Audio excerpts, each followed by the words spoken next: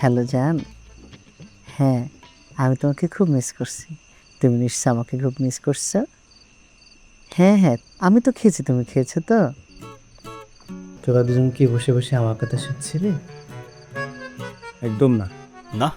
তোর কথা বলা শেষ হলে তুই আমাদের সাথে একটু জয়েন কর। আচ্ছা দোস্ত, তুই তোর কাহিনীটা কিন্তু এখন আমাদেরকে বললি না। কোন কাহিনী? এই যে তুই হুট করে চলে এলি, আবার আসার পর থেকে দেখছি না তুই একদম কেমন জানি আনমনা হয়ে আছিস। শোন, কোনো সমস্যা হলে তুই আমাদেরকে বলতে পারিস। আমি আসলে একটা মেয়ের খোঁজে এসেছি। মেয়ে? তো কি ছেলে খোঁজে আসবে? আর দোস্ত তোর কথা বাদ দে, ওগুলো পৌঁছে না, তুই আমাকে বল, আমি বুঝি। ওর সাথে আমার প্রথমবার ইনস্টাগ্রামে কথা হয়। প্রথম দিকে তো আমি তেমন একটা পাত্তা দিইনি, ভেবেছিলাম টাইম পাস করার জন্য কোনো ফেক আইডি হবে হয়তো। তারপর ধীরে ধীরে ও আমার খুব অদ্ভুতভাবে খেয়াল নিতে শুরু করে। আমি কখন খাই, কখন ঘুমাই, কি কি করি, এমনকি আমার মন খারাপের দিনগুলো ও দূর থেকে কেমন যেন বুঝে ফেলতে পারত।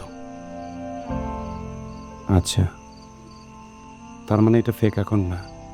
আচ্ছা, তুই ওর সাথে কথা বলেছিস অথবা ছবি দেখেছিস? না মানে, আমাদের ফোনে কথা হয়নি, আমাদের সবসময় টেক্সটে কথা হতো। তাহলে এটা যে ফেক অ্যাকাউন্ট না, তুই এটা কিভাবে বুঝলি?